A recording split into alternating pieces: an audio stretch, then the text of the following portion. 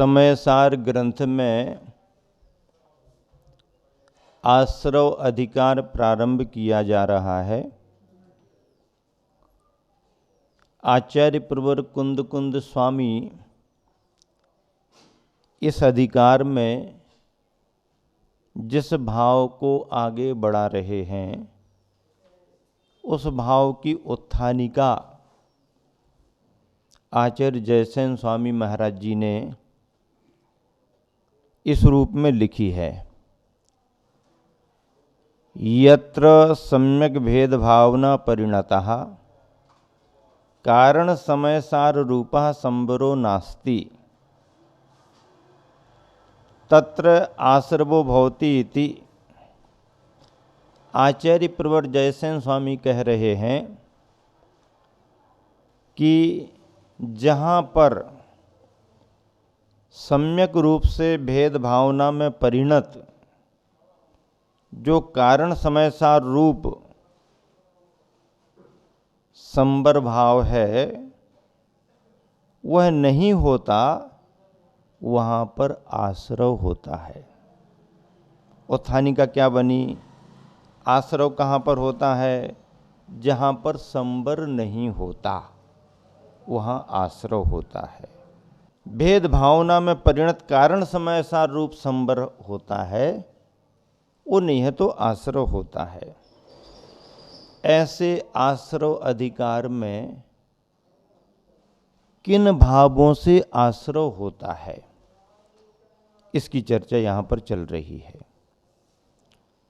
दो गाथाएं एक साथ हैं, दो प्रकार के आश्रव को बतलाने वाली। एक साथ सभी लोग मिलकर के पढ़ लेंगे। मिच्छत्तम अविरमणम कसाय जोगाय सन्न सन्नादु बहुवे भेदा जीवे तस्सेव अनन्य परिणामा नानावर्णादीयस ते दुःखम् अस्य कारणं होन्ति ते सिंपि होदि जीवो य राग दोषादि भाव करो। इन दोनों गाथाओं के शब्दों को अलग अलग मीनिंग के रूप में पहले समझ लें। देखिए, पाठक कई प्रकार के होते हैं।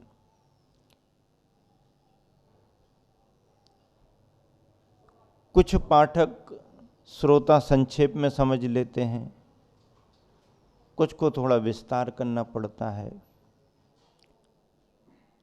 कोई श्रावक, कोई श्रोता त्वरित ग्रहण कर लेता है, किसी को ग्रहण करने में थोड़ा समय लगता है। इस अवस्था में इन दोनों गाथाओं के शब्दों के अर्थ पहले निकालें, मिलान करते जाएं। देखिए, मिच्छत्तम मिथ्यात्व, अविरमणम अविरति, कसाय जोगाय कसाय और योग, सन्न सन्नादु संज्ञा और असंज्ञा, यानी चेतना और अचेतना, इसे भाव प्रत्यय और द्रव्य प्रत्यय कहा है के रूप में चेतन और अचेतन दो प्रकार के होते हैं। क्या? मिथ्यात्व, अविरति, कसाय और योग, ये चारों चेतन और अचेतन के रूप में दो प्रकार के होते हैं।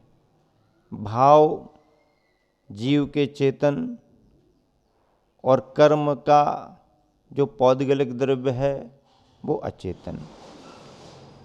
जीवे जीव में बहुबे भेदा, अनेक प्रकार के भेद वाले हैं, और जीव के परिणामों को लेकर के, उनकी अवस्थाओं को लेकर के अनेक भेद वाले भी कहे जा सकते हैं।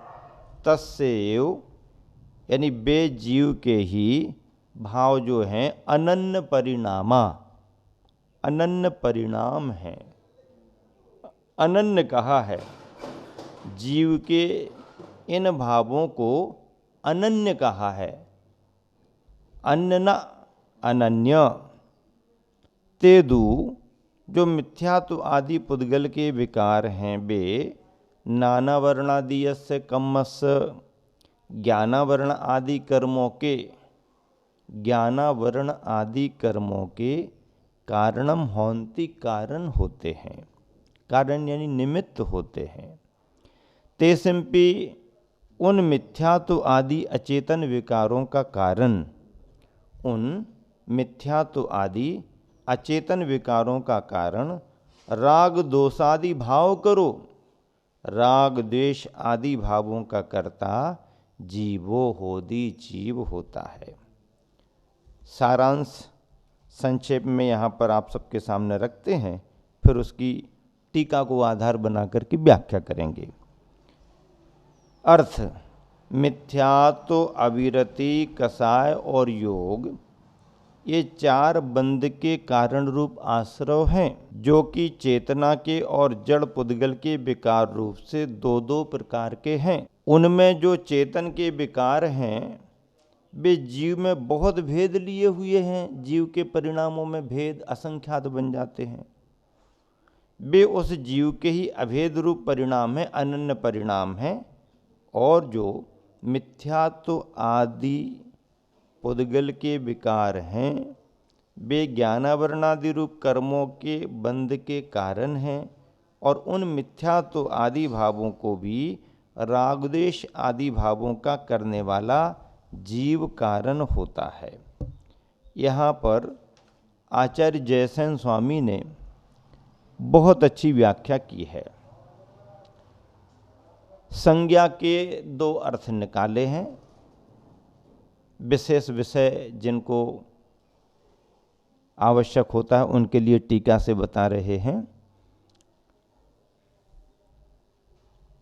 संज्ञा का अर्थ चेतन और अचेतन तो कहा ही, अथवा संज्ञा आहार भय मैथुन परिग्रह रूपः। आहार भय मैथुन परिग्रह रूप भी संज्ञा होती है। असंज्ञा ईसत संज्ञा, इहलोक आकांक्षा, परलोक आकांक्षा, कुधर्माकांक्षा रूपास्तिस्रा। असंज्ञा को, ईसत संज्ञा को तीन रूप बता दिया। क्या? इहलोक संबंधी आकांक्षा।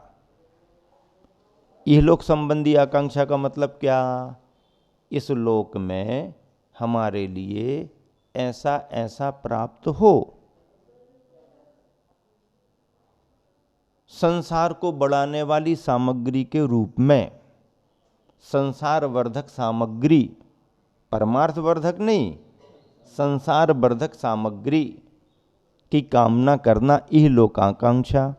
परलोकाकांक्षा, स्वर्ग यदि मिले तो हमको ये मिलना चाहिए, वो मिलना चाहिए, ऐसा मिलना चाहिए, वैसा मिलना चाहिए, परलोक संबंधी आकांक्षा। कुधर्माकांक्षा, कुधर्म का मतलब है जो धर्म नहीं है, अधर्म है, ऐसे अधर्म को पाने की आकांक्षा कुधर्म आकांक्षा कहलाती है। टीकाकार जयसेन स्वामी ने संज्ञा और असंज्ञा का अथवा करके ये अर्थ और निकाला है। प्रासंगिक अपन को समझना पड़ता है।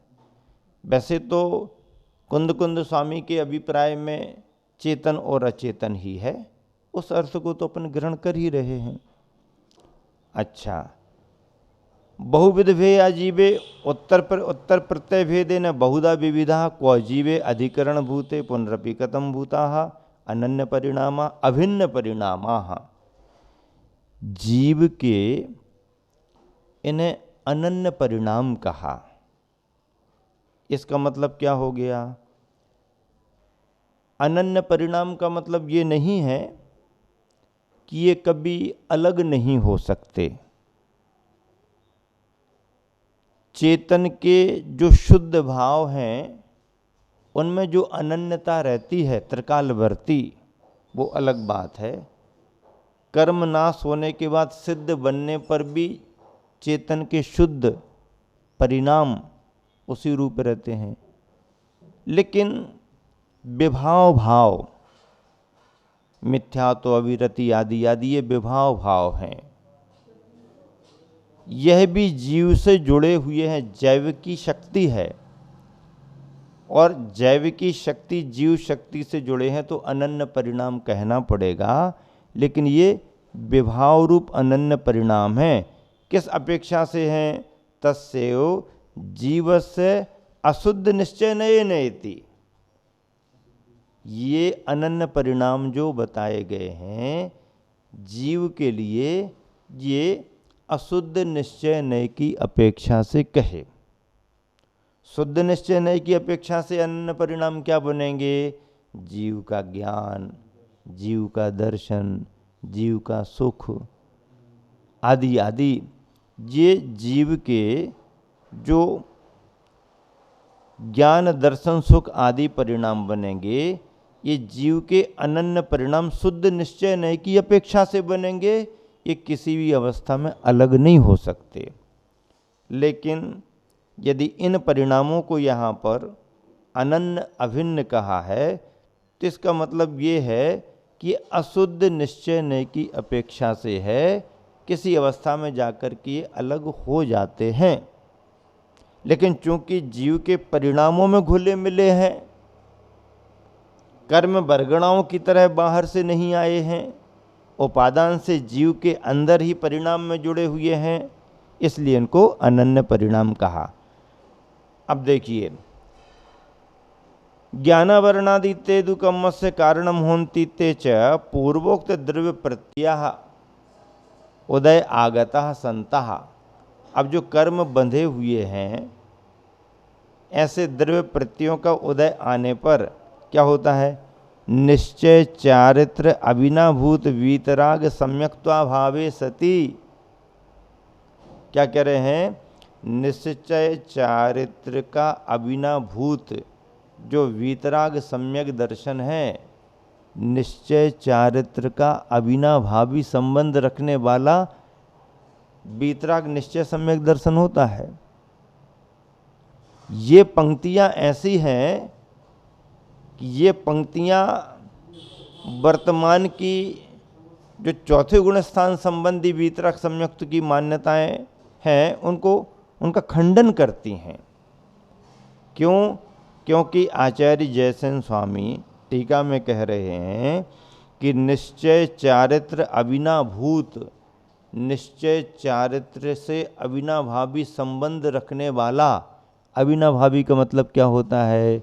जहाँ जहाँ पर निश्चय चारित्र रहेगा वहाँ वहाँ पर वीतराग सम्यक दर्शन रहेगा, निश्चय सम्यक दर्शन रहेगा। अब निश्चय चारित्र कब आएगा?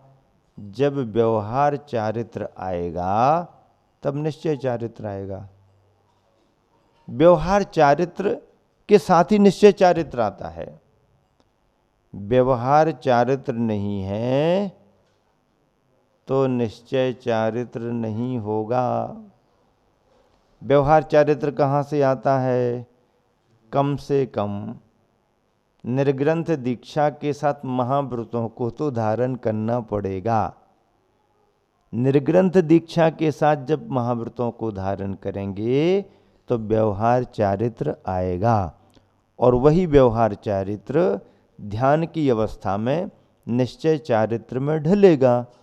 जब निश्चय चारित्र में व्यवहार चारित्र ढलेगा तो तुम्हारे साथ रहने वाला व्यवहार सम्यक दर्शन निश्चय सम्यक दर्शन में अपने आप ढल जाएगा। तो यहां पर क्या कह रहे हैं कि निश्चय चारित्र अविनाभूत वीतराग सम्यक्त्वाभावे सति शुद्धात्म स्वरूप च्युतानाम जीवानाम ज्ञानावरणादि अष्टविधस्य द्रव्य कर्माश्रवस्य कारणभूता भवन्ति। क्या कह दिया? मिथ्यात्वादि द्रव्य प्रत्यय हैं, वे निश्चय चारित्र के साथ में अविनाभाव रखने वाले अर्थात उसके बिना नहीं होने वाले वीतराग सम्यक दर्शन के अभाव में शुद्धात्मिक स्वरूप से च्युत होने वाले जीवों के ज्ञानावरणादि 8 प्रकार का द्रव्य कर्माश्रव के कारण होते हैं। ये ज्ञानावरणादि कर्म जो हैं ये कर्मबंध के कारण हो जाते हैं। किसके लिए कर्मबंध के कारण हो जाते हैं? जो वीतराग सम्यक दर्शन से च्युत होता है। वीतराग सम्यक दर्शन से च्युत कौन होता है? जिसके पास में निश्चय चारित्र नहीं होता है। तो जब वीतराग सम्यक दर्शन नहीं है, निश्चय चारित्र नहीं है, तो वह निचली अवस्था में ये ज्ञानावरणादि कर्म के प्रत्यय द्रव्य कर्माश्रव के कारण होते हैं, नए नए कर्म का बंध कराते हैं। तेसिम होदि जीव या रागद्वेष आदि भाव करो। और इन द्रव्य प्रत्ययों का भी कारण क्या है? इन द्रव्य प्रत्ययों का कारण राग द्वेषादि भाव करहा, राग द्वेषादि भाव परिणता, अयमत्र भावार्था। इसका भावार्थ क्या हो गया? भावार्थ यह है कि पूर्व में बांधे हुए द्रव्य कर्मों का उदय होने पर यह जीव अपने शुद्धात्म स्वरूप की भावना को छोड़कर, पूर्व में बांधे हुए द्रव्य कर्मों का उदय होने पर, जो बांधे गए कर्म हैं उनका उदय होने पर जब यह जीव अपने शुद्धात्म स्वरूप की भावना को छोड़कर रागादि रूप में परिणमन करता है, तब इसके नवीन द्रव्य कर्मों का बंध होता है। किंतु केवल द्रव्य प्रत्ययों के उदय मात्र से बंध नहीं होता। कर्म का उदय आ गया तो नए कर्म का बंध हो ही जाएगा, ऐसा सिद्धांत नहीं है। नए कर्म का बंध तो कर्म के उदय में ही होगा, लेकिन सभी को हो जरूरी नहीं। क्यों? क्योंकि यदि उदय मात्र से ही बंद होने लगे तो संसार हमेशा बना ही रहेगा, कभी उसका अंत नहीं हो सकता। क्योंकि संसारी जीवों के कर्मों का उदय सदा बना रहता है, सदा ही बना रहता है। इस पर शिष्य शंका करता है कि कर्मोदय तो बंध का कारण नहीं ठहरा, फिर पर कर्म का उदय बंध का कारण। तो आचार्य समाधान करते हैं कि यह बात भी नहीं है, क्योंकि निर्विकल्प समाधि से च्युत होने वाले जीवों के, निर्विकल्प समाधि से च्युत होने वाले जीवों के कर्म का उदय मोह सहित ही होता है, जो कि व्यवहार से कर्मबंध का निमित्त होता है। किंतु निश्चय नय से तो अशुद्ध उपादान है, कारण जिसका ऐसा जीव का अपना रागादि अज्ञान भाव ही कर्म बंध का कारण है। इस तरह से ये व्याख्या आचार्य प्रवर जयसेन स्वामी महाराज की टीका के आधार पर यहाँ पर की गई है।